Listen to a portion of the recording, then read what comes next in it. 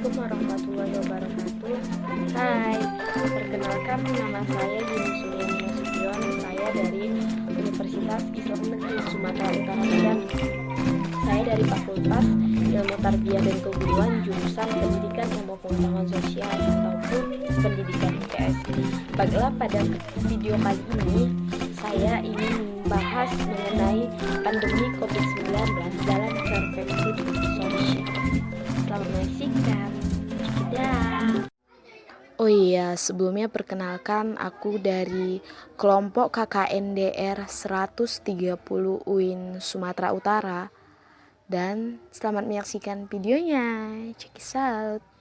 Coronavirus atau COVID-19 adalah keluarga besar virus yang menyebabkan infeksi saluran pernapasan atau ringan hingga sedang seperti penyakit flu. Banyak orang terinfeksi virus ini, di mana virus ini bisa menyerang siapa saja, seperti lansia ataupun golongan usia lanjut, orang dewasa, anak-anak, dan bayi, termasuk juga ibu hamil dan ibu menyusui. COVID-19 atau coronavirus ini pertama kali ditemukan di kota Wuhan ataupun Cina pada akhir Desember 2019. Virus ini menular dengan sangat cepat dan telah menyebar ke hampir semua negara, termasuk Indonesia, hanya dalam waktu beberapa bulan saja loh. Dan juga seperti yang kita ketahui juga, bumi sedang beristirahat. Dalam perspektif sosial, dengan adanya COVID-19 ini, tentu telah terjadi perubahan sosial di masyarakat global. Perubahan tersebut terjadi pada cara berpikir, berkomunikasi, maupun berperilaku. Di tingkat mikro terjadi perubahan interaksi dan perilaku individual. Di tingkat meso terjadi perubahan kelompok, komunitas, dan organisasi.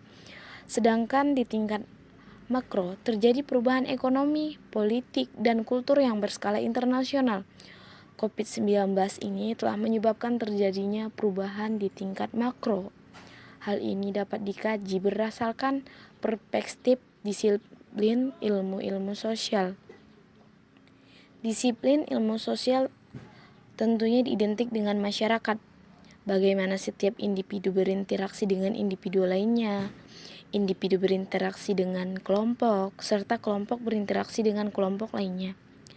Dalam interaksi tersebut, terjadi pula perubahan dalam tatanan sosial. Tatanan sosial mendapat stimulus tertentu. Misalnya, dalam rasa takut atau kepanikan yang berlebihan akan COVID-19.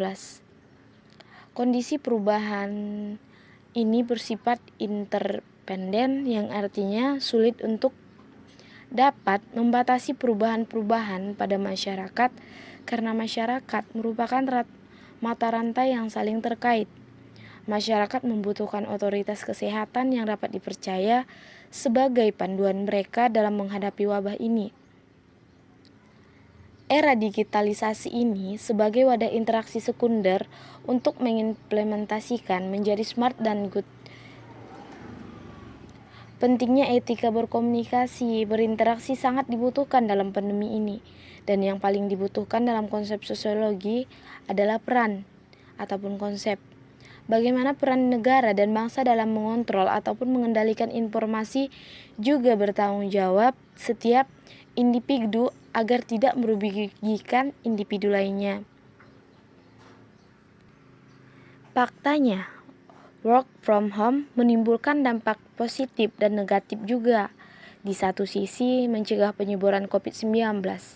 Di sisi yang lain, banyak masyarakat yang mengalami kesulitan dalam mengimplementasikannya. Entah dari beban bekerja ataupun tidak didukung sarana dan prasarana yang baik.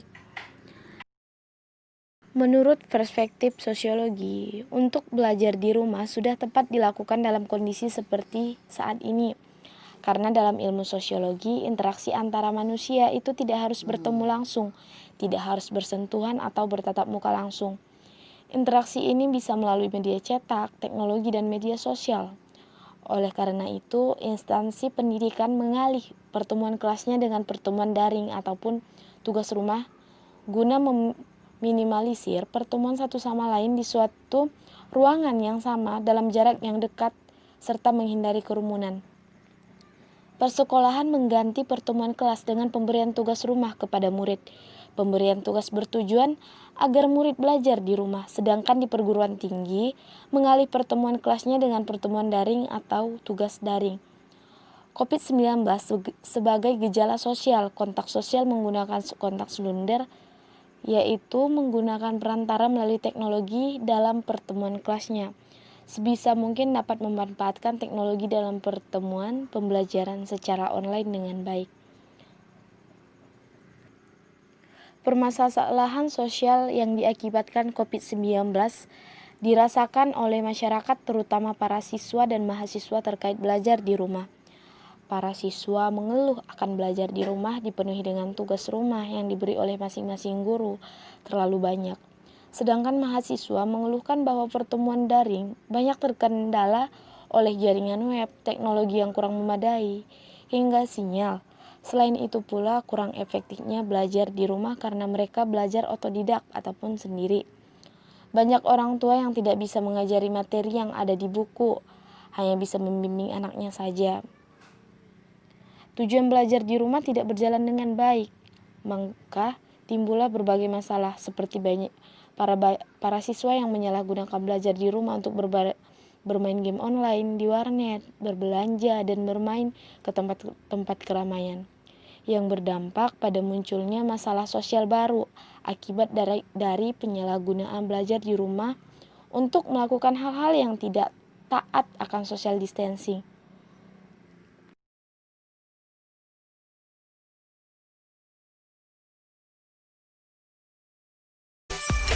Hai semua, thanks for watching guys. Jangan lupa like, comment, and subscribe ya. Oh iya, jika tidak ada